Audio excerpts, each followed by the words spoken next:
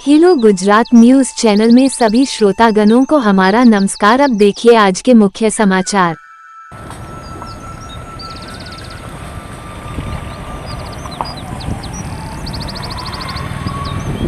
आज से विधिवत रूप से जूनागढ़ में शिवरात्रि मेला का प्रारंभ हो गया।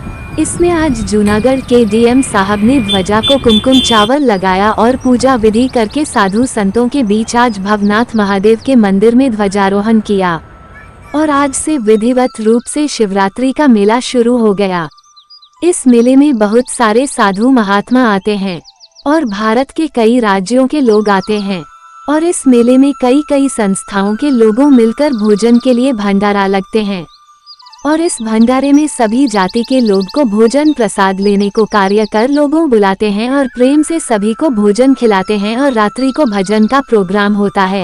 जय गिरनारी, ओम नमो नारायण।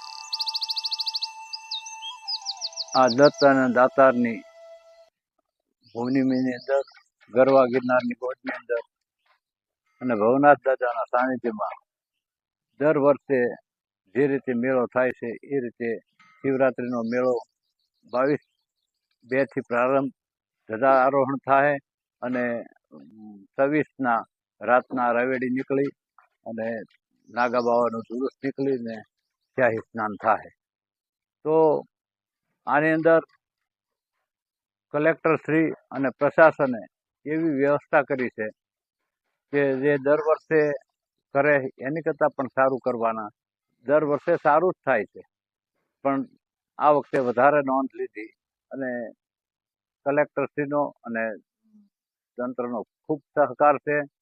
તો આપણે પણ એને સહકાર આપવો જરૂરી છે કારણ કે તંત્રની સાથે આપણે જોડાયેલા રહેશું તો એને વધારે અનુકૂળ રહેશે અને આપણને વધારે સાથ સહકાર આપશે અને આપે જ છે। પરંતુ કચરો ન ફેંકવો અને પ્લાસ્ટિકનો પાબંધી છે તો પ્લાસ્ટિક માથે પાબંધી મૂકવામાં આવી છે। પ્લાસ્ટિક લાવવું નહીં, પર્યાવરણને નુકસાન થાય અને ખરેખર નુકસાન થાય જ છે।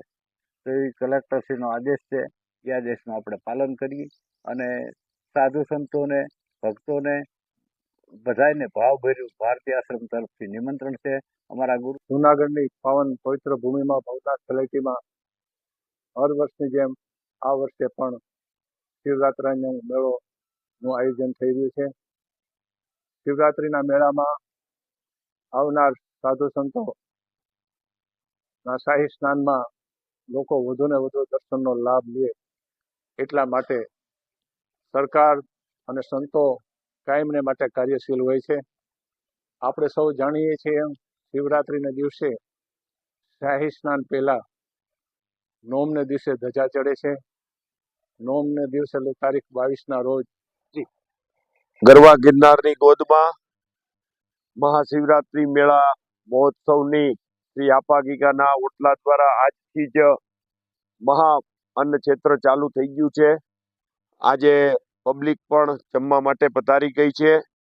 મેળાની અંદર નાના મોટા ધંધાર્થી લોકો પણ આવી ગયા છે। ત્યારે આપ સૌ લોકોને અમે એક વિનંતી પણ સાથે સાથે કરવા માંગીએ છીએ કે આ મેળાની અંદર લાખો લોકોની સંખ્યામાં જ્યારે ખૂબ મોટા પ્રમાણમાં દરેક સંતો મહંતો અને સેવકો જ્યારે પધારતા હોય છે ત્યારે આપ જ્યારે પણ મેળાની અંદર ખાસ પધારો ત્યારે સ્વચ્છતાનું ખાસ આગ્રહ રાખીએ, સ્વચ્છતાનું આપણે ધ્યાન રાખીએ।